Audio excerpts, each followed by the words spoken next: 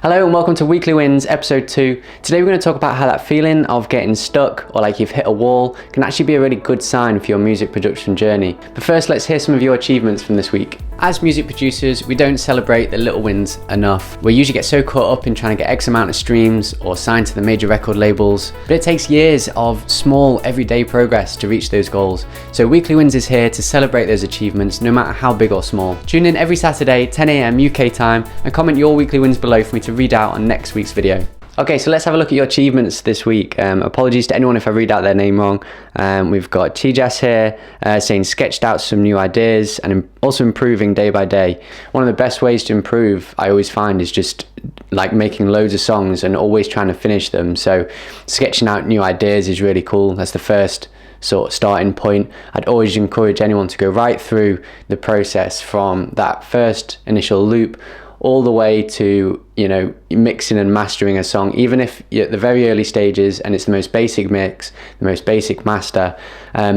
Just going through that entire process will teach you so much, and then you just start again and you take a new idea and you take that right through to the end as well. That's been one of the best ways that I've progressed, is by finishing songs. You might hear some people talk about if they keep making loads of loops, they never really get out of that zone, or they never really know how to finish a song or do better mixing. So yeah, really well done. Just keep making music and keep finishing those songs and you'll keep getting better and better. Let's see what else we've got. Ophanim, also known as Ryan, he's a good friend of mine. He's helped me out loads with my production. He's released on loads of cool record labels. He said he started a project in Logic Pro without having a mental breakdown because he's an Ableton user. But like if I tried to just switch from Ableton and start using a different DAW, I'd have a mental breakdown every day. So well done for learning something new, which is really cool. I'd love to hear why you're doing that. I know there is differences between DAWs, but maybe you could let us know in the comments. I think the first time you get used to a DAW, like me getting used to Ableton, for the first few years it's so new to you and it's so strange that you can't imagine really trying to do that again with somewhere else. But once you've learned a lot of the principles for using any DAW, then switching over to another one, you can apply all those principles, but it's still you're staring at completely different software. So well done, Ryan. I don't know how you're doing it. Another comment here from someone called Lucas. I'll just read this one out. He said, this week was actually really hard for me. All my time was spent at work. I didn't get to hang out with my wife at all. I didn't have any personal time, and I never even picked up the guitar or drumsticks. This video helped pick me up a little. I don't have to succumb to non-ideal circumstances, and I'm going to go play some music for a bit. So thank you, Lucas, for sharing what's been going on this week. And that's exactly why I made that previous video, because sometimes people are having a week which is just so busy with other stuff that sometimes it's just too unrealistic to get going with your music or finish the song or make loads of content. But like we said, when you look on social media, it can feel like everyone else is doing that all the time, but the reality is that they're actually not. So the last thing anyone needs in those weeks where things are just really busy and you haven't even got time for yourself or your family is you don't need any additional pressure. So I'd always say to everyone, take the pressure off in those circumstances. I wrote in the comments here, some weeks are just a bit of a write-off, as I like to call them, in terms of making music. Sometimes you can have the best intentions and you're going to try and make some music, you're going to try and make some content, but if life just gets in the way, then I just say, I just sometimes call it a write-off and say, look, I can't do much else this week. I've done my best. I might have done a little bit. Some weeks you might do nothing at all. And the important thing is you can always try again next week. So if you find that is just a one-off and the next week you get back to being able to play instruments a little bit more and make some music, then that's really cool. If you find that every single week that's happening and you've just got no time to make music, if it was me personally, I would just start looking at what I was doing in that week, what I was prioritizing, and if music was high up on that priority list, then I'd carve out some time to do it and maybe stop doing other things that are less of a priority. But that all depends on people's circumstances. So I'd only really look at it that way if every single week we are finding that you couldn't make any music. But if it's just a one-off, usually the next week you might get back to normal. It's really cool to see what everyone else has been up to. So thank you for sharing, and drop a comment again for anything you've achieved this week, and I'll look at them for next week's video. Okay, so my achievement this week is that I hit a wall. I felt like I got stuck. I didn't really know how to progress forwards, but somehow I worked through it, and now I've come out the other side, and I feel a little bit more optimistic. So that's my my win from this week. But let me give you a bit more context. I really struggle with mixing and mastering. That's always been something that I've found difficult. I've always felt like my strengths are more in when I'm coming up with a new idea for a song, maybe bringing some emotion in there, creating a nice chord progression or melody or pads or things like that, and then arranging the song into a full track. That's usually where I'm in a bit more of a comfort zone. My weaknesses has definitely felt more around the mixing and mastering side of things. So far I've mixed and mastered all my own songs because, you know, I've only been releasing really this year, so I haven't really worked with like a label that might do that for me, and I haven't really had a budget to maybe outsource. But I've got my music sounding good enough to release and put out there, and that was my first goal. But then I definitely still hear like a difference between mine and then the music I listen to, and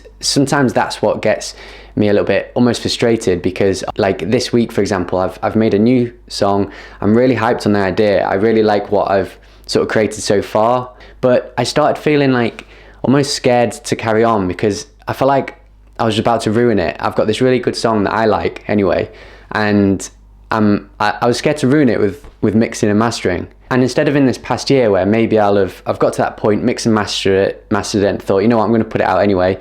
I sort of hit this point where I was like, I want this song to like be a little bit better produced, but I don't almost know how to do that myself, and I really got kind of stuck. So I started kind of looking at what my options are, and what's crazy is when you look at other artists, say for example Jero or Lyra, they're quite open in their Instagram posts. They often thank the people that have helped them with mixing and mastering, and it's funny when something is I'm finding really difficult, and then you look at your favorite artists, and they're usually getting someone else to do that stage for them, whether it's through a record label, or if someone's bringing in a quite decent income from music, they might decide I'm going to outsource that to a mixing or mastering engineer instead of doing it themselves. Another example is Nick D. He often talks about how for every song he made, he gave himself about $250 budget, and what he'd do is him being the singer-songwriter would make the song, then he'd send it to the mix engineer, then he'd send it to the mastering engineer, and then he'd put that song out, and he's extremely successful. So he's an example of someone that has never mixed and mastered any of his own music. And then you've got artists within the electronic scene who also have support with mixing and mastering. So sometimes I'm there like, I'm stressing out about this. I've got this good song, but I can't just finish it and make it as good as I would like it to. So I was completely in between, like, what do? Do I focus more on learning how to do it more myself? Bearing in mind that takes up a lot of time. And if you looked at my last video, that's where we were talking about we're often squeezing music in between other responsibilities. Or do I look at outsourcing? That often, costs money. I did question whether at my stage would that sort of de-skill. So I gave all this a lot of thought, and I decided to go down the learning perspective. But I didn't want to do it exactly the same way as I did before because I was struggling with it. So I decided to invest in a little bit of extra tech. So I got a Neutron 4 mixing assistant, which is really helpful. I got Soothe as well, which really helps to sort of control the frequencies within the mix. Neutron 4 has been quite helpful, and I haven't got any like affiliation with them at all. I'm just doing my own learning, but it really is a mix assistant. So it uses the same tools that you use within your own DAW: EQ, compression, saturation, things like that. But it can kind of listen to your track and then show you what it would do, and then you can decide if you accept that or not, or if you want to change it or not. So it's sort of assisting you along the way. But here's why I decided to do that approach rather than outsourcing at the moment, and it's because I started to look at the difference between myself and the artists that are out there, and I think that's a lesson that we could all kind of take from this. So yes, Lyra and Jero, they are outsourcing some of their mixing, whether it's through a label, whether they're paying for it. It's that common thing people say, don't compare your step 2 to someone else's step 10. Lyra and Jero can probably mix and master their own songs to a really decent level, but now they're at a point where they can either work for a label and they can do that final section for them, or maybe they're earning some money through music and they can afford to pay someone else to do that bit, which gives them some more space to focus just on the creative side. But I'm not at that level yet, and when maybe at their stage, when someone does help with mixing and mastering, it's just gonna sort of polish it off rather than do like most of the legwork for you. So I think like if you're like me and you're not quite there yet, we need to get to a point, in my opinion, where you can do it to a sort of a fairly good standard, and then someone else can come in and help you with that bit, but at least you know what you're doing as well. And I think that's really key, especially in electronic music. And you might think, well, look how successful Nick D is, and he's never mixed and mastered his own music. He'll make the songs, he'll sing them, he'll record them, but then he hasn't been learning how to use Ableton or Logic or anything like that from day one like we do as electronic artists. He needs someone else to do that section for him. The difference with electronic music is that we're usually starting the mixing process very early on. I know we might do kind of final mix and master at the end, but definitely in the early stages, even when we're pulling sounds into the project file, we're never just leaving them alone, because it would just create this sort of muddy mix and this muddy loop that you can't really tell what, you know, where the space is or what other stuff you can add in. But usually if you get to the point where you're about to do a final mix down and master and it's almost there anyway, that means you've mixed along the way, and it can make that last stage a little bit better. Then that's completely different from Nick D. He's not going to be doing that at the start. So if you sing a songwriter, it might be worth, you know, like he did, setting aside a budget so you can get someone to mix and master those songs for you. As electronic music artists, we're doing a lot of the mixing quite early on, so getting better at mixing can hopefully help, you know, progress within the section that I felt was more of a strength for me, which is making the ideas, bringing that emotion into the song, forming the arrangement. You know, if I'm better at mixing and I know more what I'm doing, then it's going to make that bit even easier as well.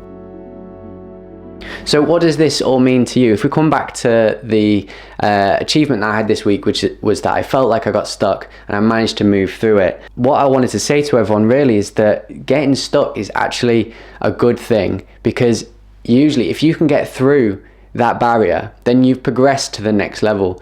So I could have stayed at the level I was before. I could have got to the end of making this song that I'm making now, mixed and master it like I was doing before, and then maybe I wouldn't have progressed. But I felt like I was getting stuck because I did want to push forward. I didn't really know how. And now I've come up with a way that has opened up a new door that I can now move forward and progress that learning a little bit more. So by getting stuck, I feel like I've moved up a level, and now I can learn, and I'll probably get stuck again and then just keep going and going. So it's just a reminder to everyone that if you're feeling that way, if you're feeling stuck, if you feel like you're hitting a wall, what I try and do is lean into that a little bit and look at all the options. And it is good to look at all the options, even if you're not sure about them. So I'm glad I looked at outsourcing. I'm glad I looked at learning, because eventually I found a middle ground that worked for me, and that's the route I'm going to go down. The final tip about this that I'll give today is that also going through this process of trying to figure out a solution to my problem, I actually found out other things that are going to help that I didn't really expect. So for example, in looking up some tutorials about mixing, I found a video that was talking about the arrangement of a track and how you can create space for different elements of your sounds within a song. It's this video here, I'll link to it below. It's a really good watch.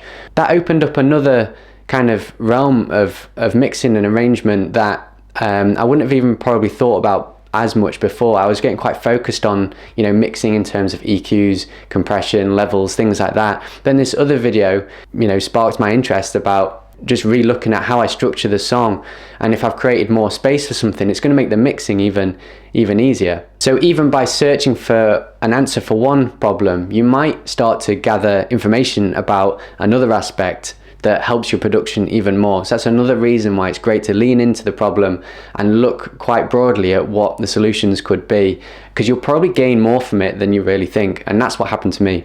So if you're ever feeling stuck, yes, it's really annoying, but it is actually growth. That's how I see it anyway. So let's keep getting stuck, let's keep pushing through, and that's all you got to do really. Thank you everyone for joining today's episode. I hope you gained something from this, and please do drop a comment. Let me know your achievements from this week. I'll read them out on next week's show. Have a good weekend, and I'll see you very soon.